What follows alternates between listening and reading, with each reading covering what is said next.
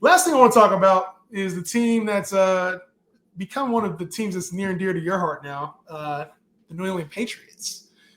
Obviously a mixed bag right now. Josh McDaniels, offensive coordinator there now. We've talked about that, but Drake Maye is also somebody we have to discuss. I've noticed a little steady climb in his ADP. They've been talking about more designed runs for Drake Maye getting implemented. I think Josh McDaniels said that quotedly, like he did that, his rushing output last year with no design runs. Struggled a little bit over the weekend in preseason. And we've seen the hype with Travion Henderson. So obviously, like, there's a lot of excitement about what this Pats offense could be. Are there any concerns that Drake Maye isn't going to take the second leap up, not just for the real football purposes, but for fantasy? We want to see that if he has true, like, QB1 ceiling. Like, are you concerned at all about him not making that leap? I mean, there's always slight concern, but I just think that the upside outweighs the concern, and the reason being is like just the rushing upside. Like there is truly 600-yard rushing upside, like Josh Allen level rushing upside, and not the touchdowns, because I doubt they'll do the tush push that Josh Allen is doing now. But I do think that there is the rushing upside that Josh Allen has with him. Now, I think a reason why he won't get there, maybe he's not as good as we hope or anticipate, or there's just big growing pains in this offense. Really does struggle because Stephon Diggs, 32 years old, coming off a knee injury, and you're really relying on him to be the wide receiver one here. Maybe he just doesn't have the juice left, and Kyle Williams isn't very good.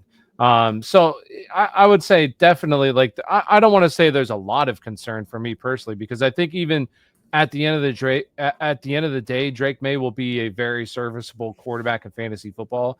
Maybe he won't have the high-end quarterback one that I feel like he could potentially have, like borderline top 5-ish with his rushing upside. But I think the biggest thing, and I would even say this is true for Patriots too. Now, obviously, we don't care about real life football as much. We just really care about fantasy. Yeah. But I think, like, as long as there's strides in the right direction, that especially for Patriots in general, like as long as Drake Maye is taking the strides that you're hoping to see, turns the ball over a little bit less, has more touchdowns, this offense a little bit better, then I think that's great. For fantasy, once again, I still think he'll be very good for fantasy. He doesn't need to go out there and throw for 30 passing touchdowns. I don't think that's what he needs to do. Just needs to have that rushing upside that he possessed last year, and hopefully, the wide receiver core can be decent compared to what he had last year. So I mean, see, there's Stephon Diggs, for whatever ACL he went through, he looks phenomenal already back to full speed. All reports are out there that he looks pre-injury Stephon Diggs, which is great for Drake Maye. Kyle Williams obviously has been playing well this offseason as a rookie. You get DeMario Douglas, who was a safety valve for him last year, and if Travion Henderson is what everybody thinks he is, that's another weapon in the passing game. So I think Drake Maye is suited up to be in the right situation with a great offensive mind who's going to be able to adjust throughout the year. I'm not really worried about Drake Maye.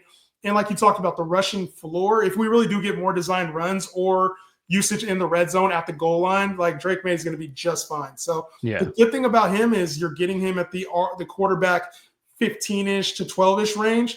You got upside to play with. Like, I think he was QB 11 in points per game last year. And that was without the cast that he has around him right now. So I don't know. It really depends on, to me, like, I think if Stephon Diggs, who's going outside the top 35 receivers, if he's 80% of what he was before, this shit's going to get crazy. Like, I still believe in Stephon Diggs in a major way. I think Diggs is one of the most mispriced receivers in fantasy right now. Like, I just don't understand a talent like that. Maybe you're worried about the injury, but just on a pure talent basis, like, we know what he is. I just don't get it. I don't understand. That's the one player I don't understand why he's going so low, Tyler. I don't. Well, I think it's just because of the injury. Injury on top of the age, and obviously the unknown with Drake Maye. We don't know how good he's actually going to be. But I mean, to be honest with you, I don't take a whole lot of Stephon Diggs, though. I'm not going to lie. I usually take Matthew Gold in that range. This is a good question, because Stephon Diggs, we've known him as a top 10-ish type receiver his entire career, right? And then last year when he went to Houston, obviously he was playing like a slot role, but even in that offense, there was times where he was getting heavily targeted. Now, he wasn't the same top 10-ish type player, but once Nico went down, he was that player. Mm-hmm. If he was not hurt, just injury button off, where would you have Stephon Diggs ranked in this offense? I mean, definitely higher. I'd probably say around like DK Metcalf range.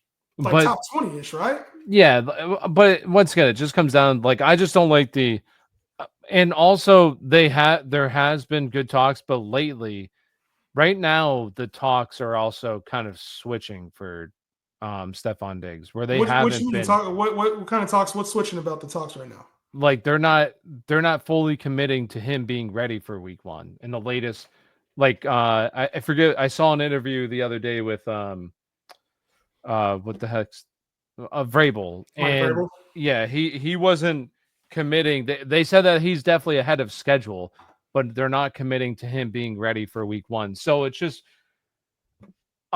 if he's ready for week one, I mean, once again, my biggest problem is just him coming off the ACL at his age. If he was like 28 coming off the ACL, I wouldn't be as concerned if he's doing everything right now.